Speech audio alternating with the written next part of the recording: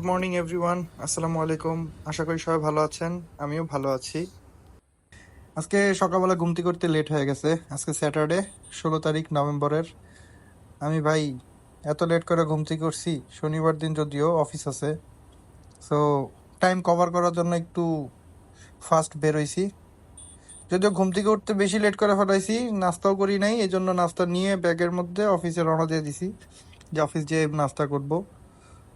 সকালবেলার পরিবেশটা একটু ঠান্ডা ঠান্ডা ছিল, তো রাইডিং জ্যাকেট পরে বেরিয়েছি। বসুন্ধরাতে বেরোয় 300 ফিটের রোডে উঠলাম। রোডটা একদম ফাঁকা লাগতেছিল, কিন্তু এই জায়গাতে একটা সমস্যা হচ্ছে, র্যান্ডম এখানে অ্যাক্সিডেন্ট হয়, প্রচুর মানুষ দৌড়াদৌড়ি করে। সো যদি ডান বাম কোনো সাইডে মানুষ দিই তাহলে ব্রেক করে ফেলাবো, এইভাবে নিয়ত করে আর কি রোডে চালাইতে হয়। আর একটা ওভার স্পিড একটা গাড়িও যেতেছিল, চিন্তা করলাম তাহলে এটারে বেস ধরে এটার সামনে রাইখা আমি আমার মতো চালা যাই।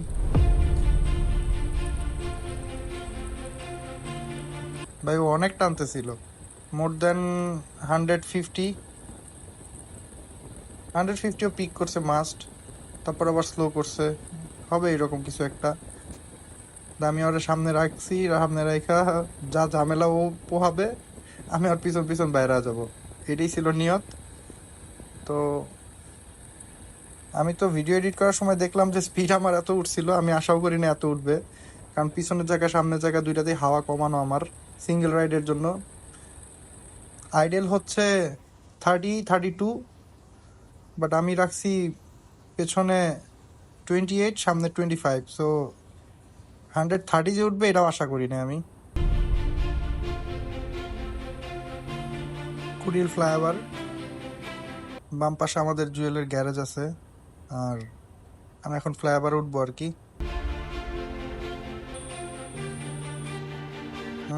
গাড়িটা খুব অল্প জায়গা নিয়ে বাইরেতে পারছে। ভাই ফ্লাইওভার উপরে মাঝে মধ্যে উল্টা পাল্টা হুদাই জ্যাম হয়ে যায়।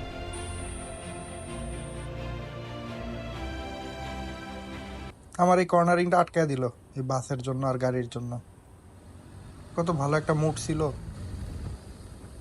প্রতিদিনের রাস্তা, এর জন্য ইট পাথর বালি সবই মুখস্থ মোটামুটি, কিন্তু মুখস্থ রোডের মধ্যেও অনাকাঙ্ক্ষিত ঘটনা ঘটে যেতে টাইম লাগে না, চোখ কান খোলা রেখে চালাই এই জন্য।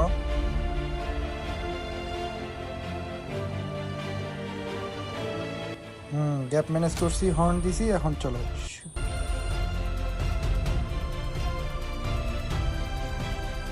ফ্লাইওভার থেকে নামলাম, এই নিকুঞ্জ আর নিকুঞ্জর পরে লা মেরিডিয়ানের এখানে যেই ওভারব্রিজ দুইটা আছে, এই দুইটা জায়গাতে বাস যে কোনো সময় যে কোনো জায়গায় ব্রেক করতে পারে।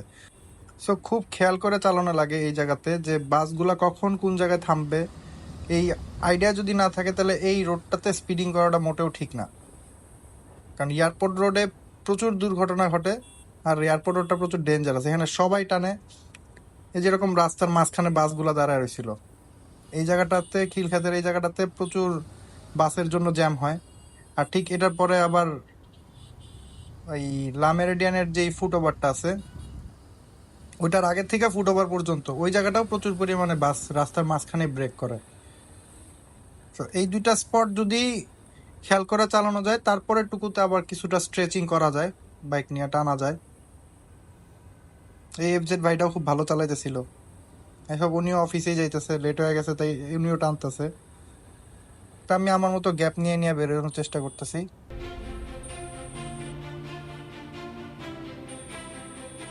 ভাই বাসগুলা দাঁড়ানো দেখলে আমার আত্মার পানি একদম চলে যায়।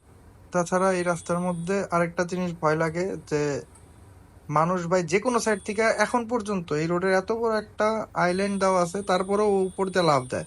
আর এই যে কভার ভ্যান মাইক্রো ধাপধুপ ব্রেক করে ফেলালো এখানে, যেটা এটা কোনো পার্কিং না, আর এটা কোনো সাব রোডও না, যে রাস্তা এলাকার রাস্তা আস্তে ধীরে ব্রেক করে রাইখা দিল সাইডে চাপায়া, যে গাড়ি যাইতে পারতেছে তো সমস্যা নেই। ভাই হাইওয়ে কেউ যদি ডান পাশে জায়গা না পায় বামে ঢুকায়, আর সামনে যদি গাড়ি এরকম আটকানো থাকে, যে কোনো সময় একটা বাজে দুর্ঘটনা ঘটে যেতে পারে। আর এই যে বললাম না যে রঙে আসে, যে সাইকেলটা ছিল সামনে দিয়ে দেখতেছি মোটরসাইকেল রঙে আসতেছে, বাই চান্স কেউ মাথাটা বাইর করলো, তার বাম পাশ দিয়ে যাইতে গেল আর একদম ফেস টু ফেস হইলো, এখানে দুইটা মানুষই স্পট ডেড হয়ে যাবে। ভাই নিজের ভুলের জন্য মানুষ অ্যাক্সিডেন্ট করায় না, অনুরোধ রইল। এলিভেটেড এক্সপ্রেসটা এই জায়গাতে নামলো, এয়ারপোর্টের সামনে। তো এখানেও বাম সাইড থেকেও গাড়ির মাঝে মধ্যে চাপ আসে। স্যাটারডে দেখে সকাল সকাল ট্রাফিক, রাস্তায় শুধু রানিং ট্রাফিক আছে, কোনো জায়গাতে জ্যাম পাই নাই, এই জন্য as fast as I can ride করতে পারতাছি। সকাল সকাল এরকম একটা খালি রোডের মতো যদি থাকতো আর একটু, তাহলে রাইড করে একটু মজা পেতাম। যদিও এর থেকে বেশি খালি হইলে অ্যাক্সিডেন্টের ভয়টাও বেশি থাকে আমার ভিতরে, যে আল্লাহ না করুক বেশি খালি রোড সবাই টানতেছে, দেখা গেল যে একটার সাথে একটা লেগে গেল। তো এই জায়গাতে চাপ খাইছিলাম, পরে চাপটা খাই আমি আস্তে করে বাইরে হয়েছি। এয়ারপোর্টের সামনের ফ্লাইওভারটা এটা।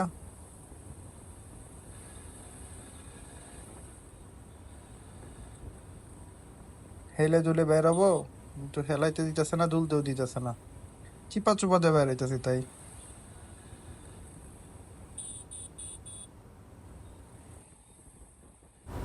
আবার ঠিক এই ফ্লাইওভারটার নিচে যে মানুষ দাঁড়া রয়েছে, যে কোনো সময় দিক থেকেও দৌড় দেয়।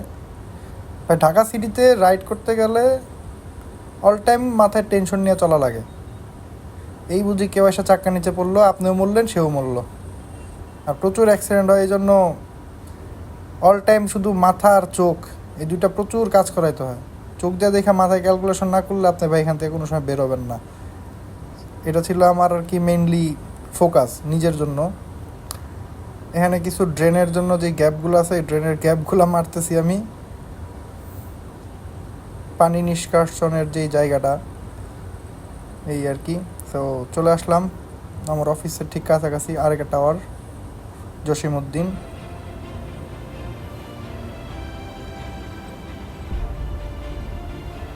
তো আমি চেষ্টা করছি যতটুকু তাড়াতাড়ি পারি আসতে সেফলি। আর রাস্তায়, এই রাস্তাটায় কোথায় কি প্রবলেম আছে বা কি হইতে পারে, জায়গাগুলো আপনাদের সাথে একটু শেয়ার করলাম, যে আপনারা ভাই আপনাদের নিজের রিস্কে যেভাবে পারেন ফাস্ট চালান, স্লো চালান, চালান, বাট বাইক চালানোর সময় এই প্লেসগুলোর এইসব সিচুয়েশন একটু খেয়াল রাখবেন, তাহলে দুর্ঘটনা থেকে এড়াইতে পারবেন। So thank you so much. এটা আমার একটা ডেইলি ব্লগের একটা অংশ ছিল। নেক্সট ভিডিও দেখার জন্য অনুরোধ রইল। চ্যানেলটি সাবস্ক্রাইব করবেন, লাইক করবেন, কমেন্ট করবেন, জানাবেন কেমন লাগলো। Thank you.